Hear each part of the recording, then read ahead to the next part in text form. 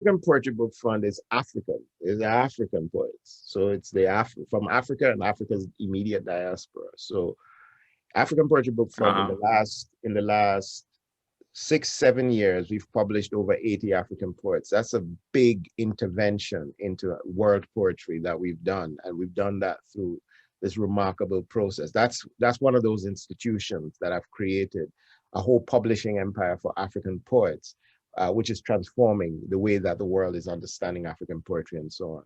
So that's one kind of work that I've done. Of course, my work with African American poets is the work I've done with Captain Canham, the work that I do in mentoring African American poets, and so on. But one of the things I just don't do because of my position as an editor, my position as a mentor for so many writers, I don't like call out people's names and say who is doing this or who is doing that, because you can't leave out people. But I can say that some new things that you should pay attention to. Honoré Fanon Jeffers' new book, Phyllis, which is her thing, and it's stunning. It's a wonderful book. Pay attention to it because it's getting a lot of noise, and I think there's good reason for it. John Murillo's book, you know, I think it's called American Poetics or something like that with a K. Beautiful new book that is getting a lot of noise and so on and so forth. So you pay attention to it. So no, there are a lot of, you know, one thing we can say is that I can tell you this straight up.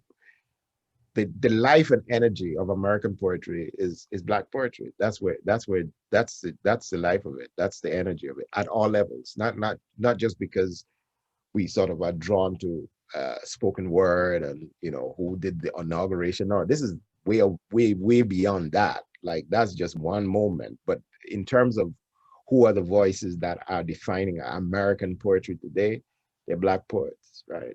They're Black poets right through. Araceli Gourmet, you know, Afa Weaver, you know, we could just go and list them, you know, Tracy K. Smith, Elizabeth Alexander. These are the voices. Terrence Hayes from South Carolina, man himself from South Carolina, Terrence Hayes, changing the game completely.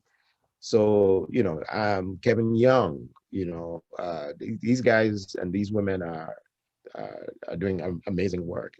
And then we're recalling people like Lucille Clifton, Mickey Giovanni. We're recalling people. Sonia Sanchez, they're still voicing themselves and they're still coming through to us. So, you know, it's exciting. It's exciting. One thing I hope, though, is that young poets don't think they're making up anything new. Like, read the people who are out there because they're forging a path for you. You think, oh, I'm so original. You ain't that original. Go read them, and then you can find your originality because you think you're doing something new, but it's been done. So go look what's been done so you can do something really original, you know.